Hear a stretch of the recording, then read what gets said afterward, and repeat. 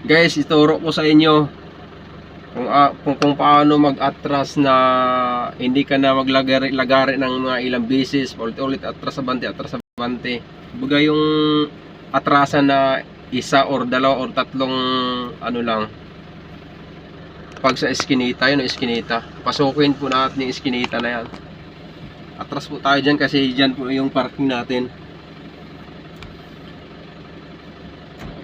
Ang una nyong gagawin yan guys, papasok ako dun sa eskinita na yon. Pipihitin ko yung manibila. Kabyo ko ng paatras. Pihitin ko ng manibila yung todo guys, todo. Todo oh. Saka ko na ngayon i-atras. Para yung hindi ka na mag-atras abante. Yung kumbaga isa o dalawang birahan lang, tatlo. Yan nyo guys ha. Ganyan. So hindi tayo pasok dun sa ano.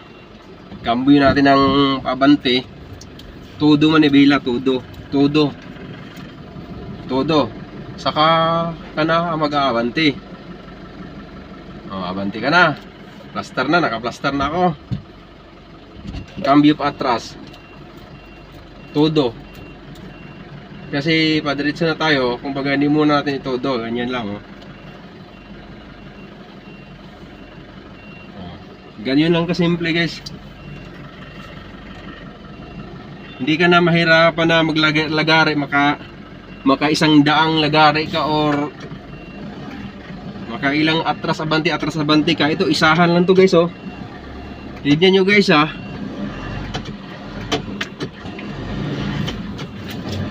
Ganyan ka ano guys, pag ano, tignan niyo yung side mirror.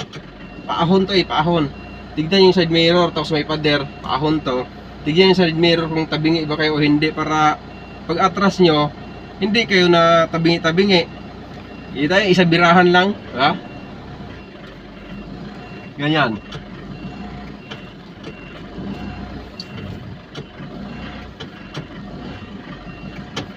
Basta na tayo guys. May kotse pa yan dito sa tabi. Dito kasi yung parking ko eh. Ano na, tapos na. Ganun mag-atras guys na ano na at saka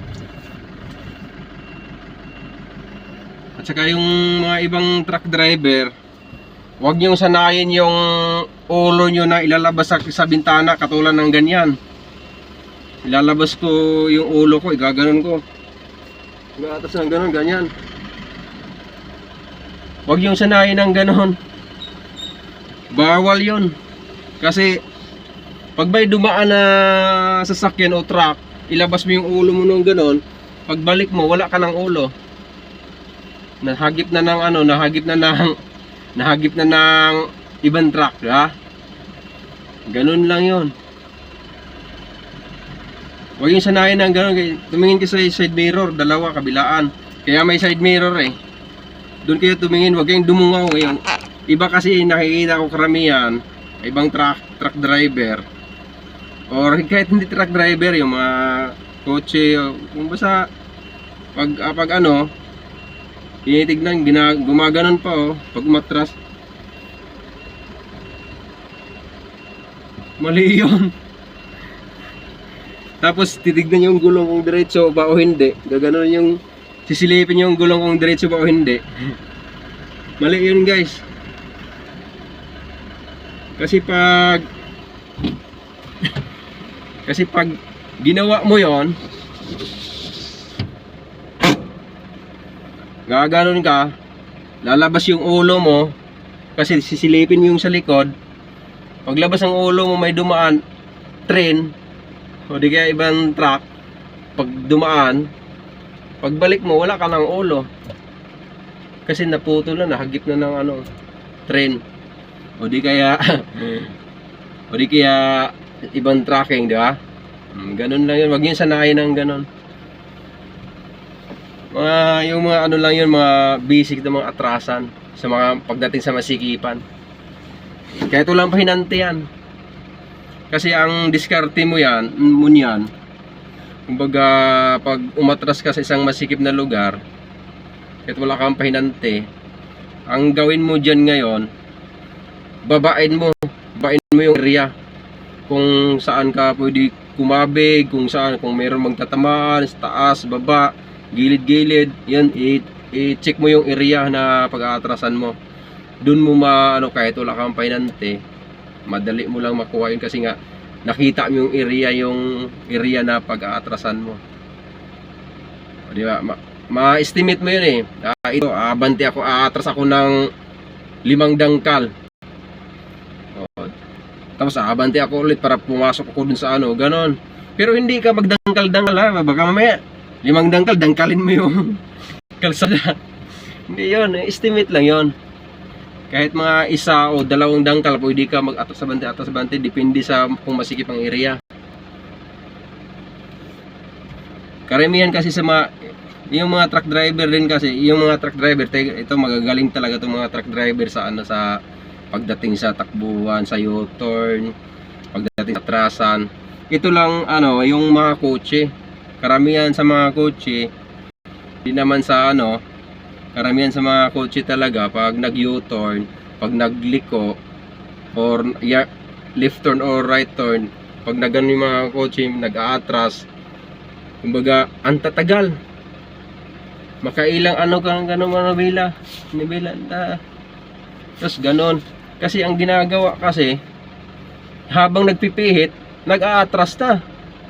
Paano hindi mo makukuha yung yung saktong atrasan. Kasi habang nag-aatras ka, nagpipihit ka ng manibela. Or habang nag-aabanti ka, nagpipihit ka ng manibela. Oh. Hindi mo makukuha. Kaya ang idea nun, pihitin mo muna ng todo. Tinodo mo siya, saka ka ngayon aatras.